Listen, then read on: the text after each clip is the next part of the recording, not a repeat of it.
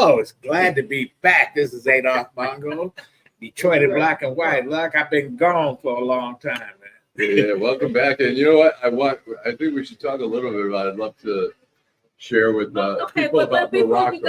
Before you guys get it going, I need you to stop pointing your finger in my face, and I need you to stop acting like there's only men at this table. There's a queen sitting at this table. Where's she at? I'm going to do a Where the queen at? This is the queen right here. Well, welcome to Detroit Black and White. Allan Lengel from Deadline Detroit. Vanessa Moss, attorney Vanessa Moss. How you doing? I'm wonderful, thank you. And our guest host today, Eric Brown. How you doing, Eric? I'm fine. Good morning, everyone. Happy holidays. I'm good. Let's since you a guest, we're gonna start with you. Outrage of the week. My outrage, not really an outrage, is the reaction to America's former mayor, who is now America's dumbest asshole. At the end of the day, he knew what he was doing when it came to defaming those individuals that certified the election in Georgia. I have no sympathy whatsoever for him. The judge did the right thing by making him immediately start paying on the $148 million judgment that was handed down to him. He in turn filed for bankruptcy, but same on him. If you want to follow a fool, you want to follow a clown, then you are a clown fool. Okay. Vanessa. Okay, my outrage is something that we have talked about offline. There's three of us that sit on this panel that live downtown Detroit. So I want to talk about gentrification. Okay? So gentrification is real. Eric was here a few weeks ago. Listen, I went over and looked at a few places right across from where we are. By the way, if you watch the show, we're at McShane's on the corner of Michigan Avenue and Trump. I was right up here in Porttown. Look at some townhouses. $7,000 on the low end, $8,000 on the high end. For rent? For rent. Holy the shit. Apartments, perennial. Wow. Small apartment, a one bedroom, $2,100 plus a $300 tab on top of that for parking and whatever else. Wow.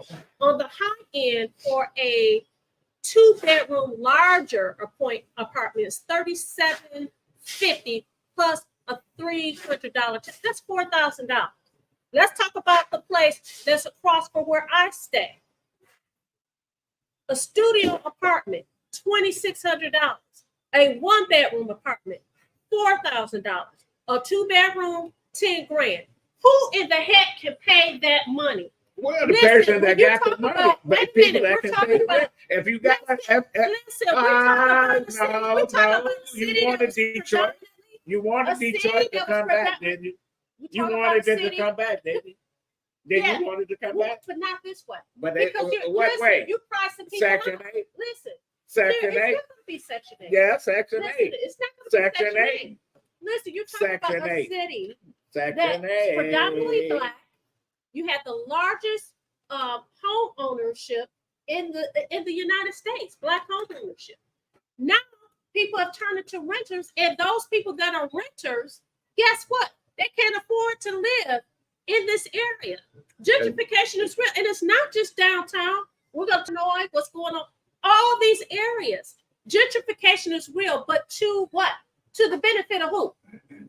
To those who got it. But there were people that stayed here, never left the city, helped keep the lights on. That's my outrage. Well, I'll say, I agree with you on a lot of stuff, but when we talk about gentrification in Detroit is a little different because we're not saying like we saw when Bill Clinton moved in Harlem, we see gentrification. We saw all these brownstones where people were getting pushed out.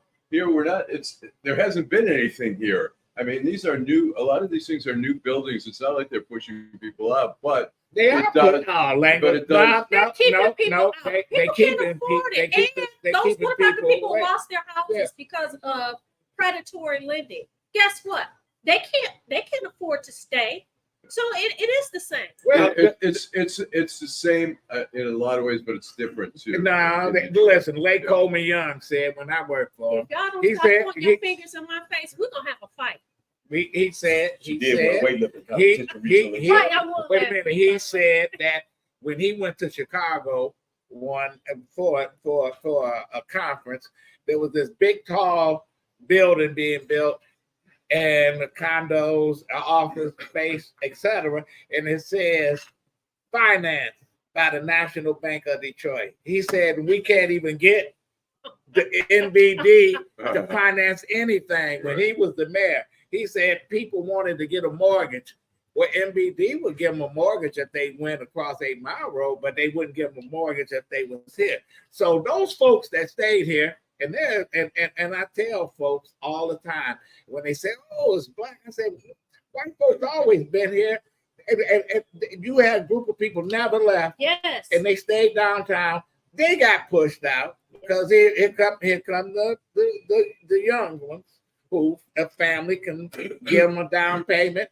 Dan Gilbert give them incentives to move into these places, etc. So people feel left out. Now, here you got the Illiches over there, and they supposed to build this nice district, and it's all parking lots. Parking lots, right? So, They scam I the city on that. But here's the other thing I'll say. You know, when the prices that you're talking about are like Chicago prices, but you know, if you live in Lincoln Park, like in Chicago neighborhood in Lincoln Park or something, you walk out in the middle of the night, you can walk to Walgreens, you got Trader Joe's. I mean, you don't have the amenities. You have the subway system there. You don't have the amenities here, and they're charging more here. You tell me, listen, you're going to get on the subway in Chicago at 1 o'clock in the morning? Don't make that sound like it's great. I've been in Chicago. I've been in Chicago. I've been on the. That doesn't anyway, matter. let's move on. All right. What's your I have two quick ones. It came out, the Detroit News reported that Donald Trump tried to pressure two Wayne County canvassers. And my real thing is with Rona Romney McDaniel. She was on the call telling them, "Don't certify, we'll get you lawyers." That woman is the most compromised human being. And she is making, like, I think at least 1 year she made over $400,000 as chair of the RNC. She knows, she privately tells people she knew early on Trump lost the election, and she plays along because she gets money. And hopefully I would not be shocked to see her run for governor in Michigan at some point when the opportunity presents itself. I mean, she is the most compromised human being around. She dropped her when Trump made her the RNC chair. She agreed to drop her middle name. She goes by the name Rona McDaniel, not Rona Romney McDaniel, which is just bullshit. The other one is Tom Gores. The Pistons have now lost 25 games in a row. They're one short of the NBA record. Great. He is finally coming out and he's apologizing this, lame apology. The guy, Bill Davidson, actually his son, we have somebody in Deadline Detroit that we got from another website. We aggregated some. His son said, Ethan Davidson said, "I'm relieved that we finally no longer hold the record." But he said when he was 10 years old, he was at the Silverdome. People were throwing beer at his dad, screaming, "Sell the team, you're a bum, you don't know what's going on." The difference is his father went to all the home games. Tom Gores shows up once in a while, so he doesn't even feel the anger that the Pistons fans have of what few are left. Well, I don't care about the Pistons fans because when they was winning all these games and they was going to the Eastern Conference Finals, we had people saying all they do is go to the finals. They can never get over the hump, etc. Now they can't even get They can't win a a playoff. Same way with some of the Red Wing fans. Oh, they just made the playoff 30 years in a row.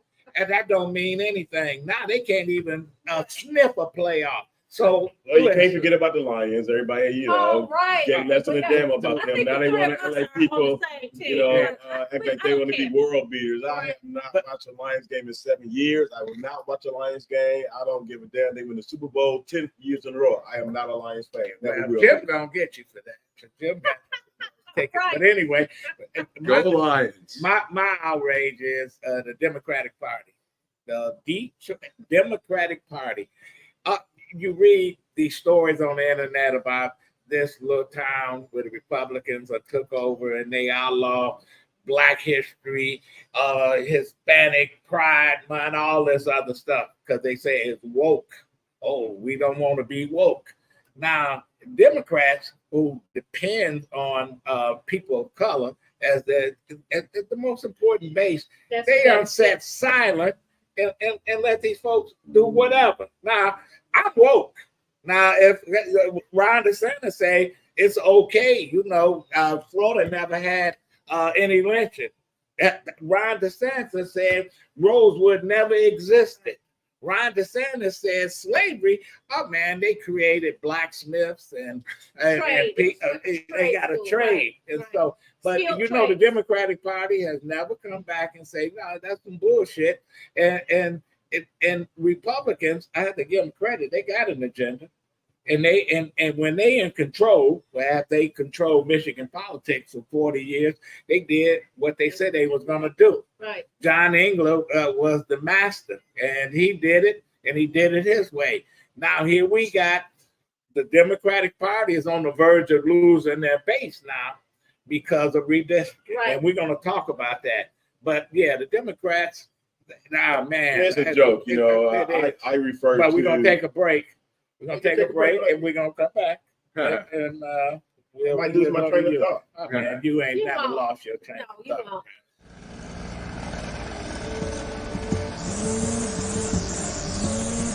Thanks, Charles, for letting me use your gardening supplies. I'll make sure I put it back in the garage. Man, tending to that lawn is a lot of work. Tell you the truth, Jim, I'm more concerned about keeping this house. What's going on? Well, Sarah lost her job 2 months ago, right? Yeah. Since we lost that income, the bills have been piling up, and we're so far behind. I don't want to lose the house because of back taxes. I don't know what to do. I understand. The same thing happened to my sister and her husband when he lost his job. Do you know that the Wayne County Treasurer has plans and programs to help people stay in their homes? No, I didn't. Tell me about it. Yeah, go to www.treasure.waynecounty.com to see if you qualify. What's that site again? www.treasure.waynecounty.com. Got it. Because I live in Detroit, I was able to get tuition-free college through the Detroit Promise. I feel very fortunate working with the Detroit Promise. They were able to afford me so many opportunities. I'm currently studying media production and journalism at University of Michigan Dearborn. I'm looking to take my talents further into the production industry, short films. I love working with people here, and this is where I want to be. And that's why I'm Detroit for life.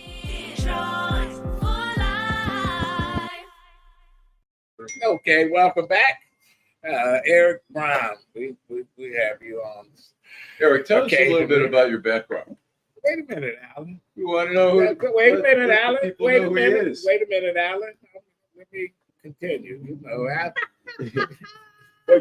you spoke about the Democratic Party and their dependence on the black vote, and I simply played to black people the Bill Withers song "Use Me," because since 1964, when Malcolm X wrote his Ballad or the Bullet speech, he spoke about it. Quit being used.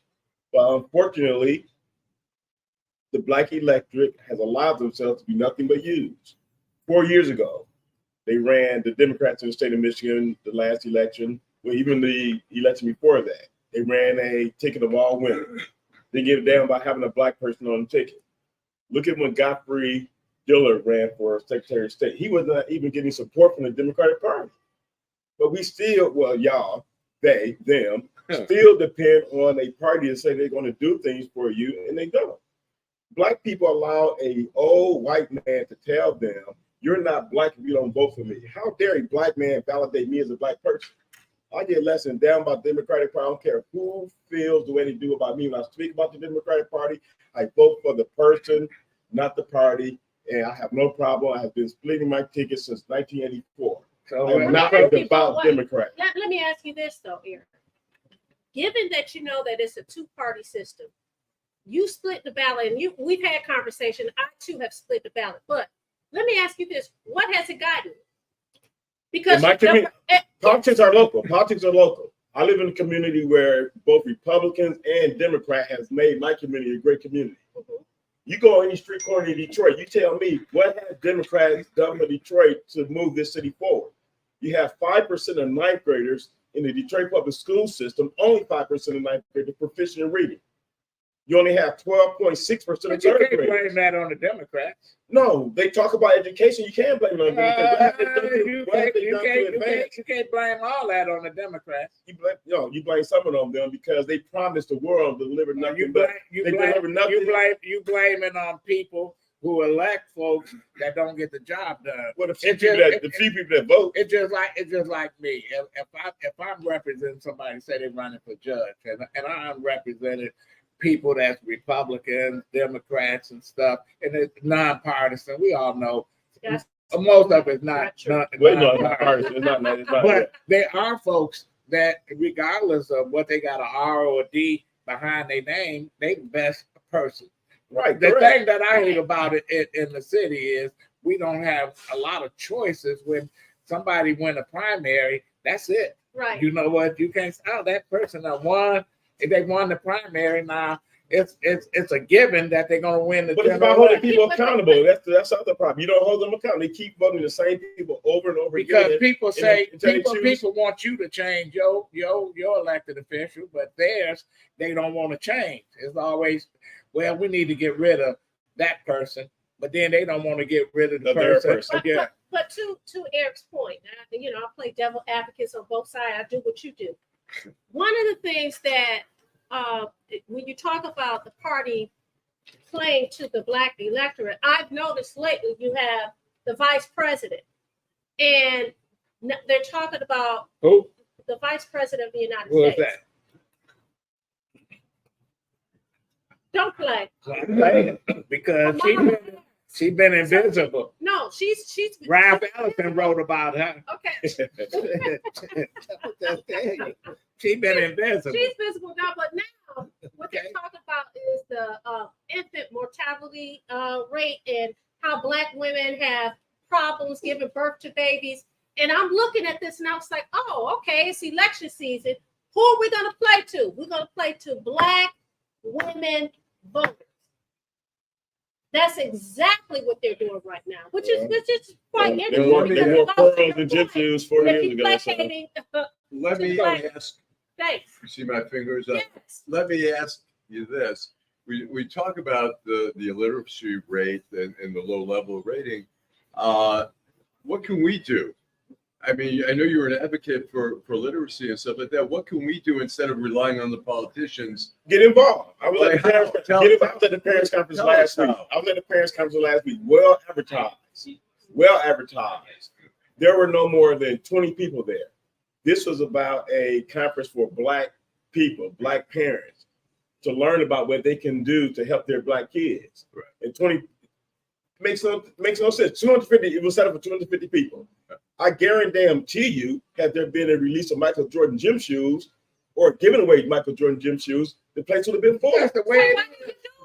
Why do you give away the tennis shoes? Maybe the marketing. No, because the marketing is not being done. Look, I mean, what marketing do you suggest? How about What marketing do you Give suggest? away some tennis? How about saying people? I do not believe in these awards they be giving out on count day. At the end of the day, you're supposed to have your ass in school every single day. It don't work like that. It don't work. How about a big Frederick Douglass was an advocate for literacy. Frederick Douglass not a learning 300 years It doesn't matter if it was 3 days ago. You just said that you had maybe 20 parents there.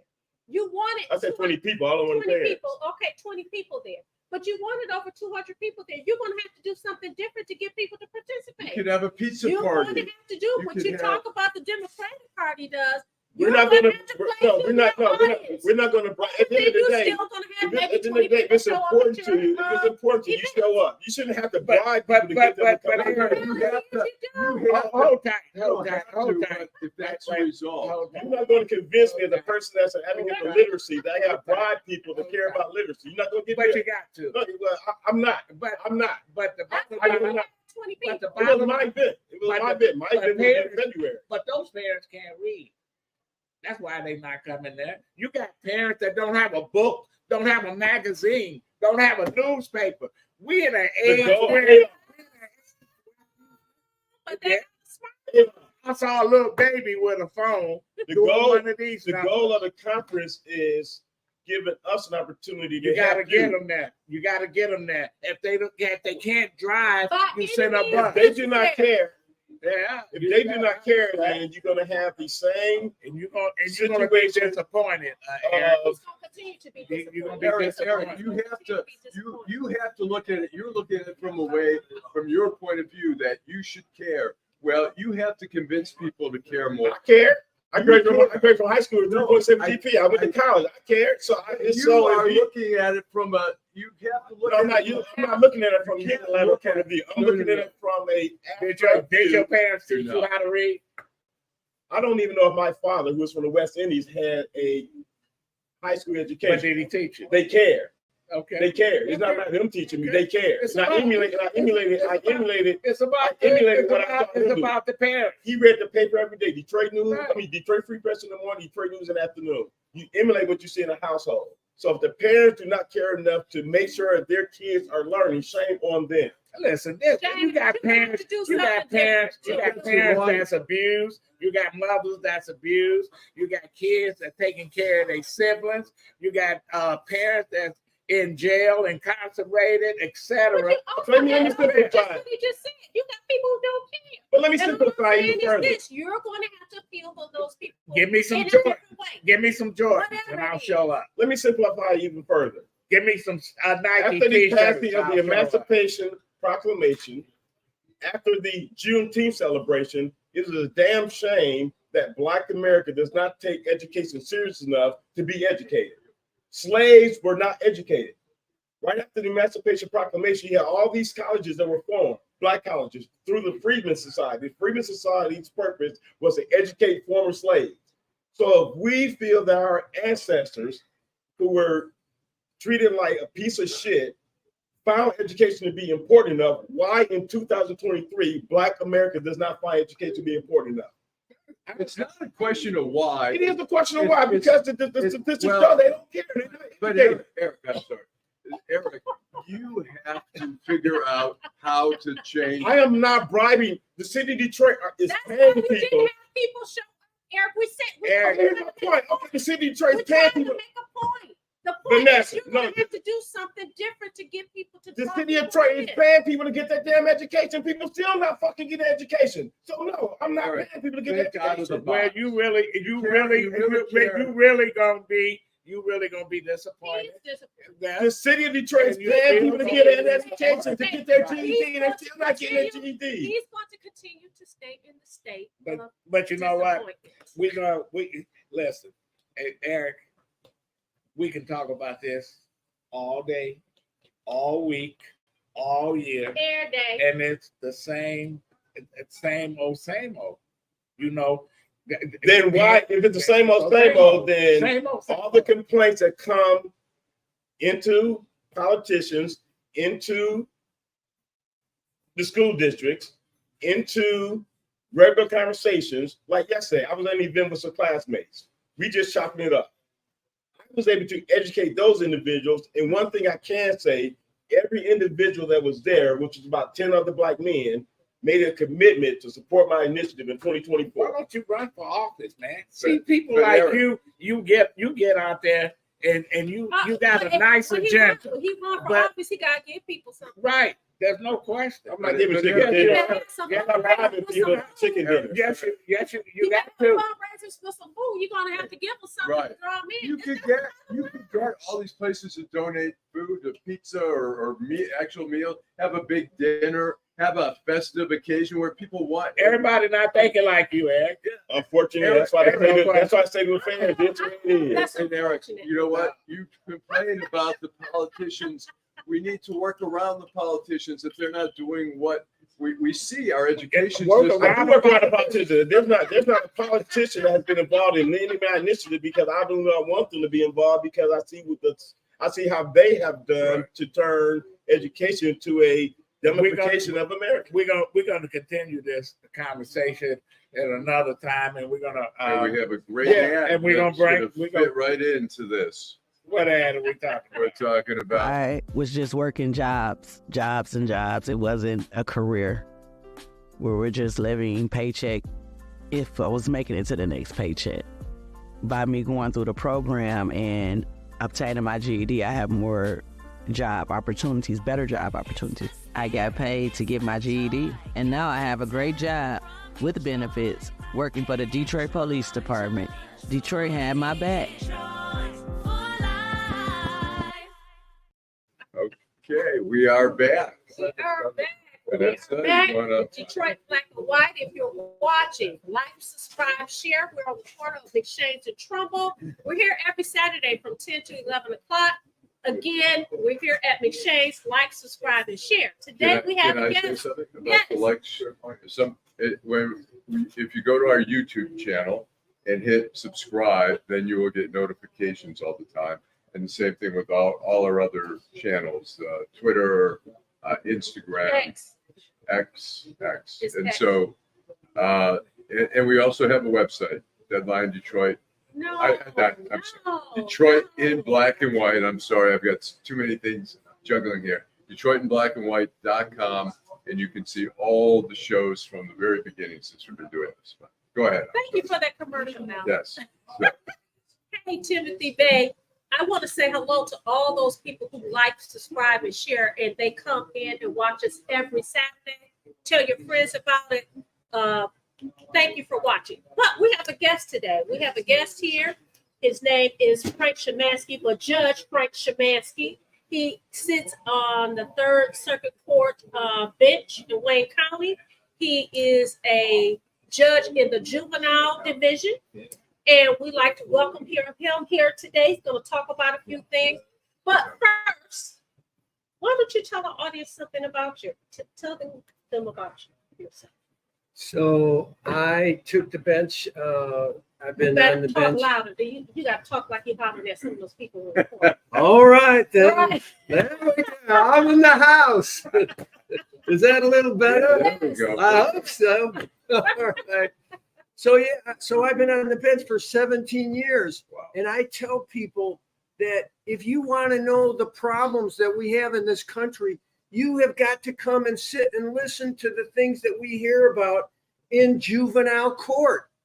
It's and you guys were talking about it a few minutes ago. Well, Adolph was talking about, the problems with families. You got a family where there's 6 feet of water in the basement. Mom is addicted. Dad's not around. And there's trauma everywhere.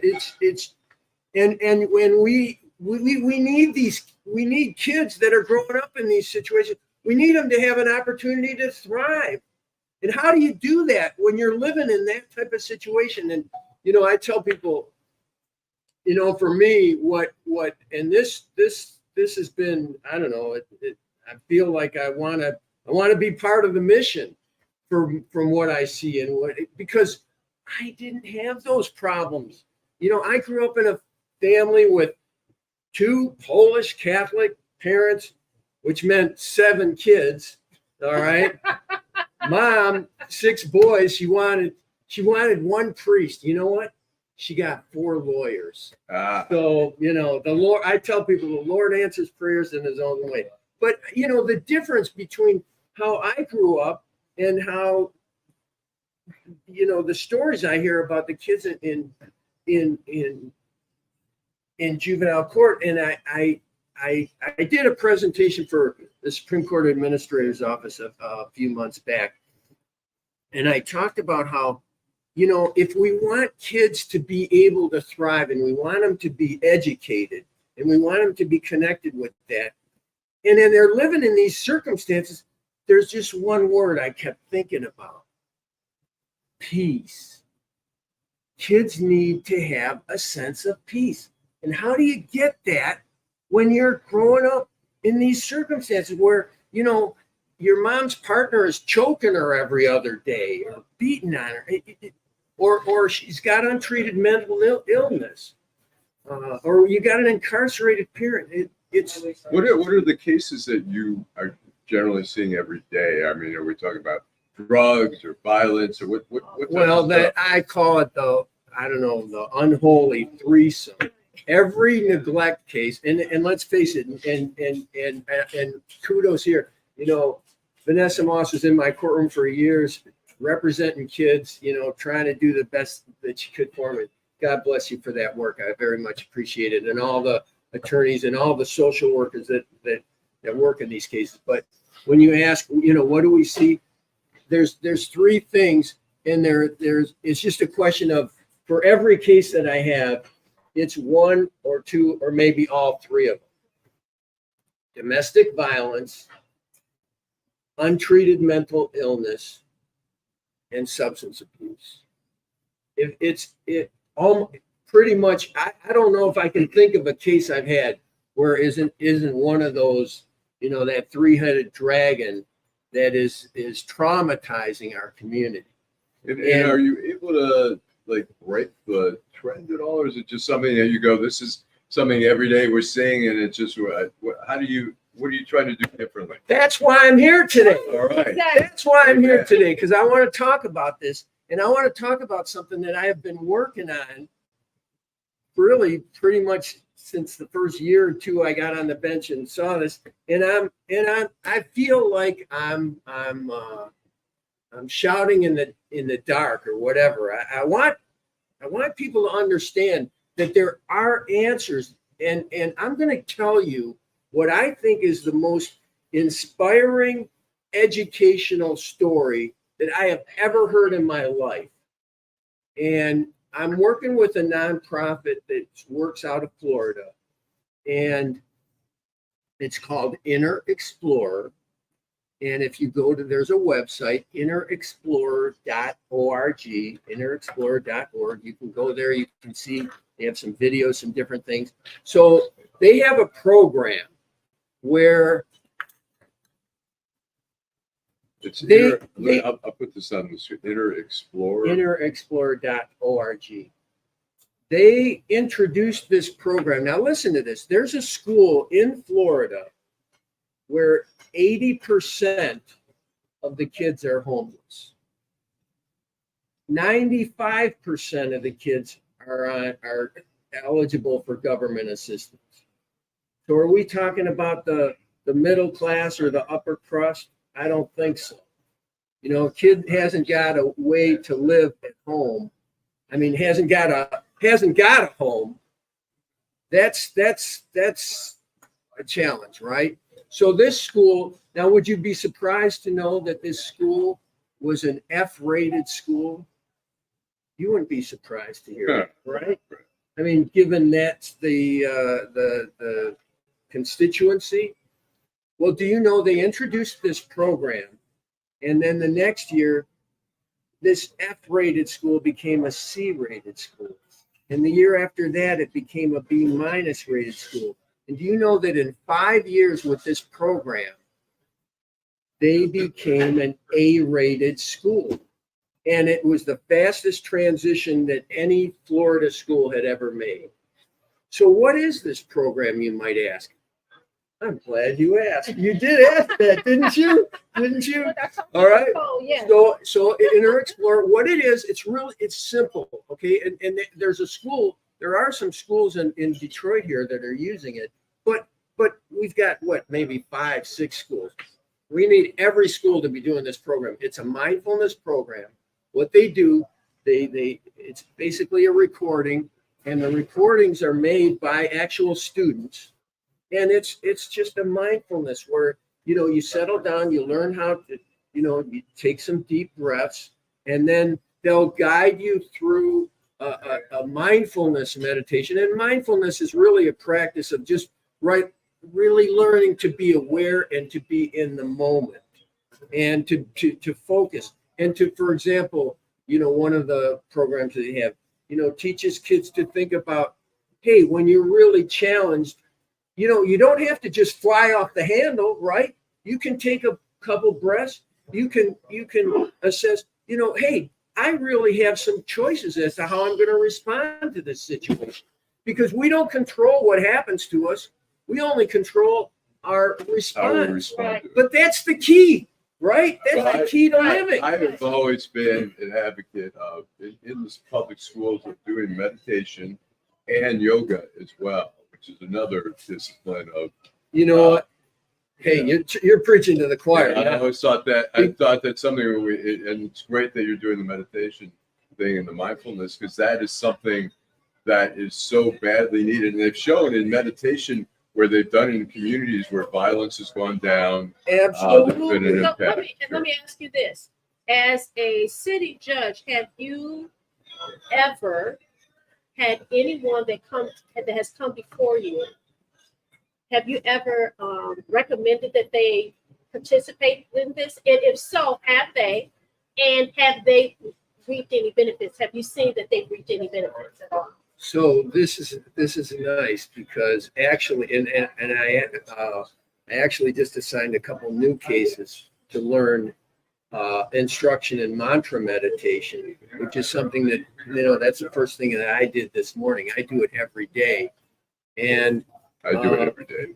And I love I'm going to answer your question, but I got to say something about yoga. Yeah. Do you know there's research that says a regular yoga practice is more effective at addressing anxiety and mental health issues, some certain mental health issues, As than opposed to medication? any medication that they have out there? So why aren't our clinics? Why aren't they yoga studios? Which they should be. Or writing out prescriptions to go to a yoga studio. Right. So, as it relates to, you're on a bench for the juvenile detention. Can you hold that for 1 minute so I don't forget to answer her question? So Vanessa asked, have I ever, been able to get kids to actually do meditation, and has it ever helped them? Okay. So we, this is going back to our prior administration, even before the current county administration. I was able to get a pilot program where we brought in an instructor to teach mantra meditation. This is somebody who, Jim Kahaney, God bless him, he's a great guy. He worked with the Maharishi, actually, who taught the Beatles. Who taught the Beatles how to meditate. We went Jerry in. Seinfeld. We went in. Meditate. Jerry, you can name, the thing is, all the most successful people, this is what they do. If you talk to CEOs, you talk to the Olympic athletes, they all do this because they want to be as successful as they can. That's the reason I do it. So we got to get the people who need it the most to do it. All right. So we did a pilot program at Saginaw facility where we taught a dozen kids how to meditate. Jim went up there. He worked with all of them. He taught them one-on-one. They all learned. I went up 1 week after these kids learned.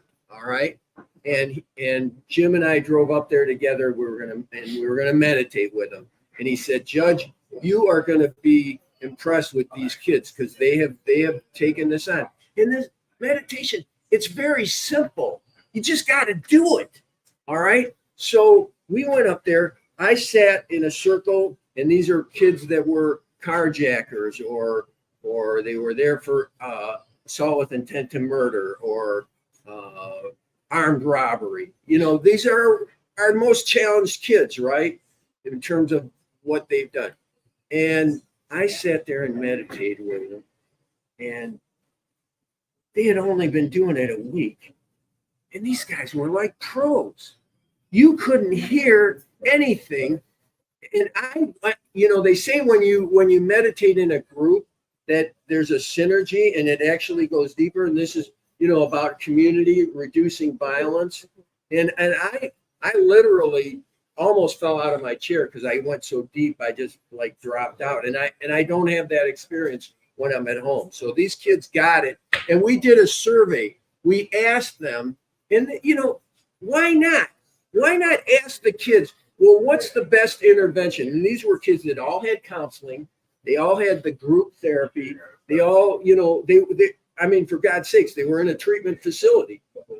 Every one of them, not half of them, not 2/3, not 90%. every one of these kids said, learning how to meditate, Judge, that's the best intervention we had. We had the surveys. Every one of them said this was the best thing. And why am I having to push and push and push? This should be the first treatment option that we turn to, not the last. I shouldn't have to be sitting there. This should just be, okay, you know, you're in trouble with the court. Well, the first thing you're going to do is that you're going to learn to meditate, because you got to learn to focus, because you got to learn to self-regulate. I tell to people, it should be mandatory class in schools so Social, that they don't, emotional so they learning. never see you. Exactly. Thank you. So And Eric, by the way, there's Eric had a somebody question. says one thing I can say. Judge Frank is a fair judge. That's one of our. Oh yeah. Oh, Yeah. thanks. All right. Eric, what was your question? My question is, Yeah, I'm sorry. that's okay. With regard to, you talk about the most challenged kids in the juvenile system. You talk about meditation should be the first, not the last. With that being said, what is your position on redemption and rehabilitation as it relates to juvenile lifers? Oh, listen, I think juvenile life should, you know, we hand out life sentences in this country like freaking candy. That should not be happening. That should not be happening. And I don't, you know, a juvenile lifer without parole, that's just, it doesn't You compute. refer to the Oakland County. I mean, 15, when would you kids think Just in are, general, I mean, Well, that well- probably just a Yeah. snapshot, but just in general. Well, there was a mass killing there in Oakland County. What would you, if I don't know if you want to say what you yeah, might do. no, you know what, I don't want to. but let me say this. I've worked with gentlemen that are serving life. All right. And actually, there's a program we had called the Youth Deterrent Program, where guys that were serving life were counseling kids. We would bring them in to, it was the Ryan Correctional Facility, which became Detroit Reentry Center. And now we don't have the program anymore, but COVID killed it. But we had kids coming in, they'd sit there, they'd listen. This was not scared straight. This was more like a cared straight, because these guys would sit, they were pros at talking to kids and getting them to understand, you cannot, you know, go on this way. Unfortunately, You're what gonna, happened, yeah. you know, and these guys picked up their life sentences on the same streets that these kids are from. So believe me, I see people turn themselves around, and these gentlemen that on this team, I mean, I'd be happy to have them live next door to me. I mean, a couple of them have been released. I think if they should all be released, because they have turned themselves around. And I tell people, you know, and this is everything I'm talking about with meditation, we need to get into the Department of Corrections with this. Absolutely. Because I believe that, you know, you can't, you know, think about it. And this goes to your point of redemption and rehabilitation. If your car breaks down and you put it in the garage for 10 years and you don't do anything to fix it, you expect that car to run in 10 years? No, that's ridiculous. All right, we're going to take a commercial break and then we're going to wrap it up. This has been fantastic. It's great to see some alternative thinking on the bench like that. I will bring the I alternative. appreciate it. to the All right, we're going to floor. take a commercial break.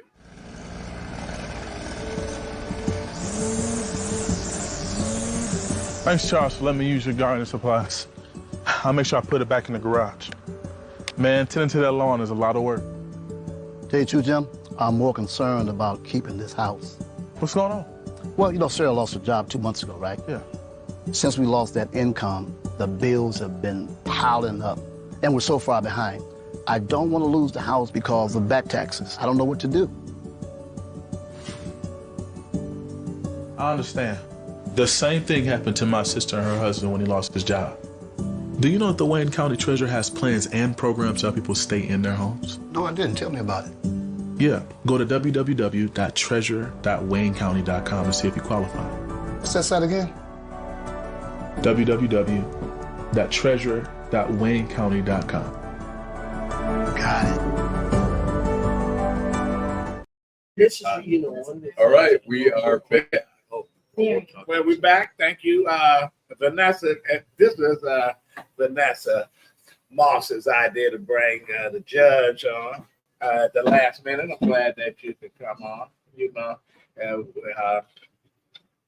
fascinating, lots of information. Right. But I'm going to ask you this question. Hey, I hear that you got some talent. Huh? Oh, I know Vanessa. Do you sing when you say okay? Vanessa put you up to this, I know, but so I have an alter ego, as they say, as a stage name. Yeah, I'm also a singer.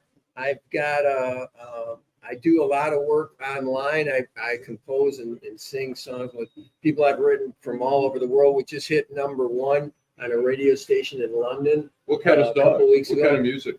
You know, I also perform in the area. I'm a singer in a David Bowie tribute band. Oh, wow. So Awesome. I get to use Man who fell to earth. there you go. I get to use my British accent as well as I can. Wow. So yeah, I have a lot of fun with that and composing and writing songs and Next time you come on, we'll have to get a video so we can play it to the viewers. Tell us about your book. yeah. So this is also, I got to tell you something. Getting this job, and God bless all of you that did, vote for me. And I know some of you guys probably didn't know who I was. You just, saw the name. No, see, you got a name, and your name goes way back. It does go way back, and you know that. It goes You know way that. back. So the folks know who you are. They don't know you personally, but they know that name that resonates. The name game in Wayne County, in Michigan, you can name Youngblood, Hathaway, Diggs. I can name them. We got a long list of families that's been involved in the political scene for a long time. Well, and when my father was Judge Frank Szymanski, he was a probate judge for 27 years, and before that, he was the Auditor General with Soapy Williams in the 50s. And I always tell people my father was Judge Frank Szymanski. I say he was the real Judge Frank Szymanski, and I'm just, whatever. But no, I wrote this book. It's called Identity Design, and I wrote this because I was on the bench, and as I started our little exchange today, talking about all these lives and that with so much trauma, and then as a result, people making such bad decisions in life, and trauma. You can see if you look at brain imaging, it impacts how a brain can function, and it restricts the work of the prefrontal cortex, which is what we need to the traffic cop in our brain. So I wrote this book in response to all this, a kind of a guidebook, and I'll just look. It's called Design. And how can people No, get it's called Identity Design. Oh, okay. Identity Design, available anywhere books are sold. Amazon, all those places. And you know what? Can I put my email out? Yeah, go ahead. Because if you want a signed copy, you can email me.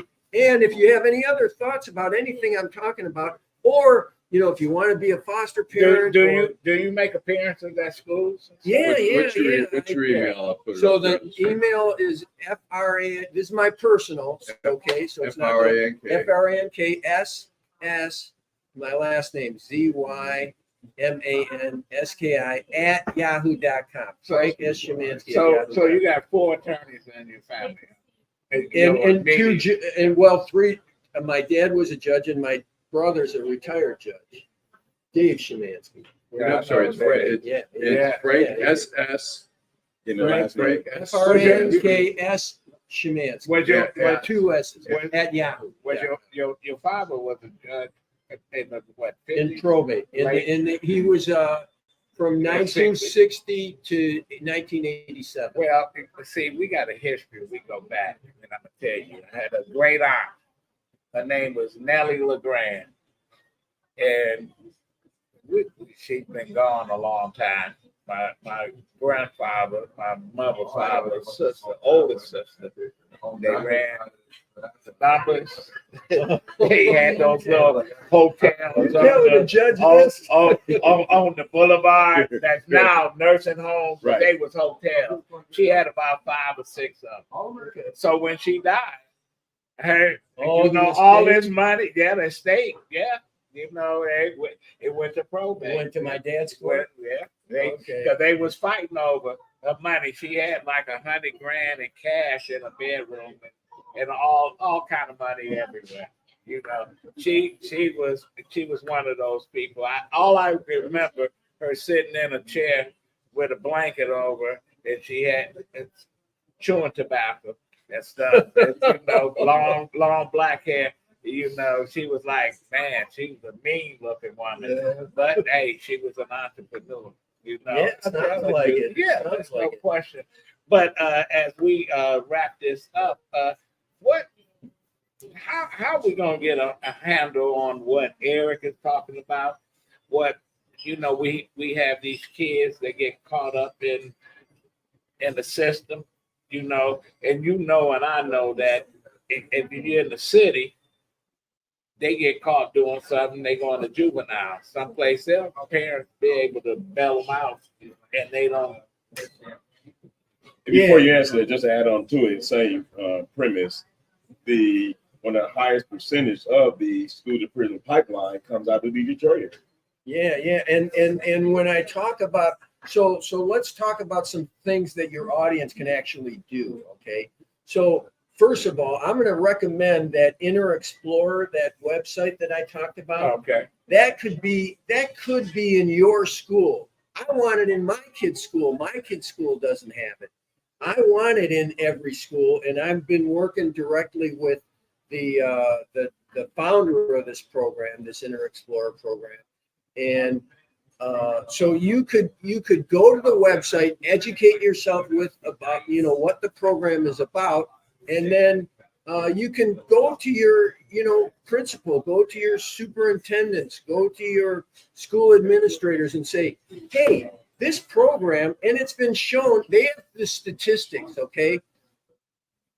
Schools that adopt this program, do you know what happens with math scores? Math is the most failed subject in the country. I believe that. Do you know that if schools that adopt this program, math scores go up 15%? Who doesn't want better math scores? Right. Literacy goes up. You gotta. I tell people, we have washing machines to clean our clothes. We have cars. We have auto washes to clean cars. We have vacuum cleaners to clean our carpets. What about cleaning the most important thing that we have? What about cleaning our mind, right? Yeah. And if you don't know how to de-stress, well, everything just backs up. Do you know there's research on how many thoughts we have per day? 60,000 thoughts. And do you know there's research that says 80% of those thoughts are negative. And 95% of those thoughts are repetitive. So that means we're just running a negative train loop in our mind unless we learn to do something to interrupt that. We're going to have to get you back on. I'm going to tell you, we're going to get you back on, and we're going to continue this conversation. Not only that, I know how you're connected, Adolph. I'm not connected. No, listen. I'm not connected. I know nothing. Hey, listen. I tell people all the time, I got these ideas. There's real solutions, but I need help, promoting these things. Well, because these things work. I wouldn't be taught. And if there's something better, then you guys all have my email. Okay, do it again. Give it an email. Yeah, give me Go ahead. FRANKSSZY. It's there on the screen. There it is. Frank S. Szymanski. Yeah, you guys reach out to me. The book is Identity Design. I love being here with you guys. Thank you, Judge. Thank you, Judge. Eric, I'm going to give you the last word on. Well, I will definitely be reaching out to you because, as I mentioned previously, I'm looking forward to doing a parents conference in Detroit, Black History Month, because that's one of the most prominent months where we pay attention to us. So I'll be reaching out to you. Yeah, amen, amen. And the literacy thing, I mean, that's another huge thing you guys talked about earlier. There's tons of things that we can do. And that's what we need to not just talk about things. We need to do things. We need to get things done. There's no question. And say, you know what, Allan? I just want to say, go Lions. All right. You know what? I gave up. I want to say something. I want to say what you messed up. And they won. You know how to mess up stuff, Allan. But I want to say it's so great to have somebody forward thinking and thinking outside the box, and important in such a way, and in some ways obvious, but nobody's doing it. Yeah. So it's great. It's great to see that. Vanessa, my last few words. Number one. What you doing today? Oh, today I'm having a happy holidays gathering over at the we're meeting at the bar, at the motor bar at Book Cadillac Hotel. But I want to talk about what I did last week. Hey Duela, how you doing?